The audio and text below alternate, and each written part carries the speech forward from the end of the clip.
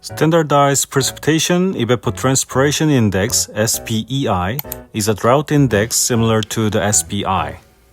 However, while SPI only considers precipitation for assessing drought severity, SPEI takes evaporation into account to estimate drought with the concept of water balance.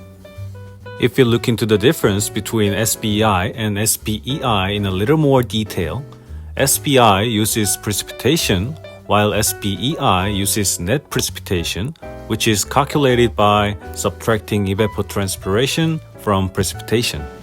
Also, SPI uses gamma distribution to explain time series precipitation in most of the cases, while SPEI uses log logistic distribution to explain time series net precipitation. After then, both of them return z-score of standardized normal distribution. Back to the program, here we put time series precipitation, same as we did at SPI toolbox. Then we also need to put mean temperature. The temperature is integrated with latitude by a Thornthwaite method and returns evapotranspiration. The latitude of each pixels is extracted from the projection, so the inputs must be projected. The parameters are exactly the same with that of SPI.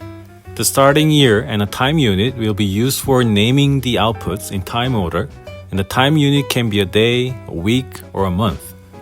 In this case, the unit is a month since we have used the monthly dataset, and the starting unit is November. The unit per year is 12 since there are 12 months in a year. SPEI-N unit indicates the period of net precipitation to be accumulated, and the default value is 3. Local range is the maximum distance of local boundary for calculating probability distribution of time series net precipitation. Lastly, the batch size indicates the number of pixels processed at one time. The descriptions to the above parameters are also available by clicking the Help button. And if you want more detailed explanations, please refer to the SPI demo video. The checkboxes at the bottom are about output products. If we check Return Cumulated Net Precipitation button, the cumulated net precipitation will be returned instead of SPEI. Also, if we check Produce PET button, the potential evapotranspiration will be returned along with the main output.